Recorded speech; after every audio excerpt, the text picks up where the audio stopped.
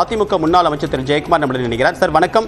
10,000 கோடி ரூபாய் கொடுத்தாலும் புதிய கல்விக் கொள்கையில் கையெழுத்திடப் போவதில்லை, தமிழ்நாடு அரசு தன்னுடைய நிலைப்பாட்டில் உறுதியாக இருக்கிறது என்று தமிழ்நாடு முதலமைச்சர் சொல்லியிருக்காரு. உங்களுடைய கருத்து என்ன?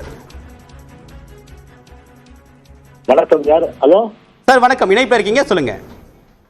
இப்ப எங்கிட்ட தான் கேக்குறீங்களா? ஆமா, உங்ககிட்ட தான் கேக்குறேன். சரி சரிங்க.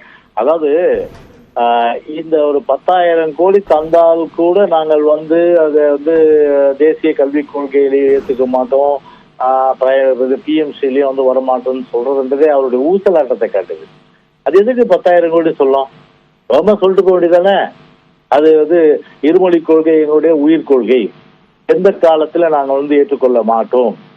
இன்னுயிர் மொழியா இருக்கின்ற தமிழ் மொழி தான் இந்தியாவுடைய உலக அளவுல மூத்த மொழி.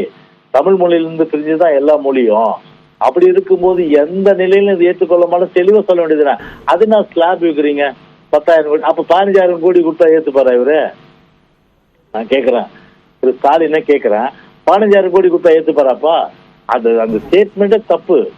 இருமொழி கொள்கை அமல்படுத்துறோம் காலங்கால அண்ணா காலத்திலிருந்து, புரட்சி தலைவர் காலத்துல, புரட்சி அம்மா காலத்திலிருந்து அங்க அமல்படுத்துகிற நிலையில இது எந்த நிலையிலும் தமிழ்நாடு ஏற்றுக்கொள்ளாதுன்னு சொல்லி போல்டா சொல்லிட்டு போக வேண்டியதானே.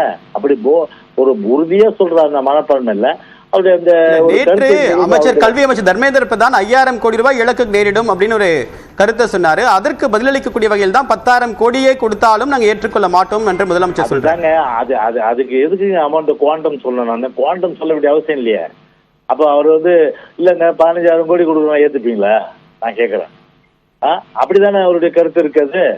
அதனால இது ஒரு ஒரு ஒரு மொழி அளித்து ஒரு மொழி மேல திணிக்கிறது, அது எந்த நிலையில அதுக்கு குவாண்டம்ன்றது ஒரு தீர்வாகாது. அது 10,000 கோடி 15,000 கோடி சொல்லக்கூடாது. இது அது உண்மையில அவருடைய ஊசலாட்டத்தை, அவருடைய ஒரு தெளிவான ஒரு நிலை இல்லாதான். ஏன்னா அவங்கள பொறுத்தவரை டிராமா போடுறதுல கில்லாடிகள். தமிழினம் சொல்லுவாங்க, இலங்கையில பார்த்தா 1.5 லட்சம் தமிழினம் அழிக்கப்பட்டது முள்ளிவாய்க்கால்ல.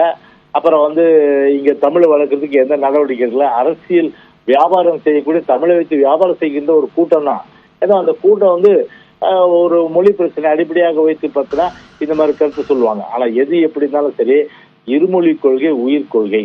ஏன்னா அந்த உயிர் கொள்கையை பாத்தீங்கன்னா இதை போல 10,000 கோடி கொடுத்தா 15,000 கோடி கொடுத்தாவோட ஏற்றுக்கொள்ள மாட்டேன்ற செயல்ன்றது அவர் சுருக்கமா சொன்னா அவருடைய அந்த ஒரு என்ன சொல்றா ஒரு நிலையில்லாத அந்த ஒரு கொள்கை, அதே போல ஒரு ஊசலாட்டம், ஒரு தெளிவில்லாத ஒரு நிலையத்தான் ஸ்டாலின் அந்த கருத்தாக நான் எடுத்துக்கிறேன். உங்களுடைய கருத்துக்களுக்கு மிக்க நன்றி திரு ஜெயக்குமார்.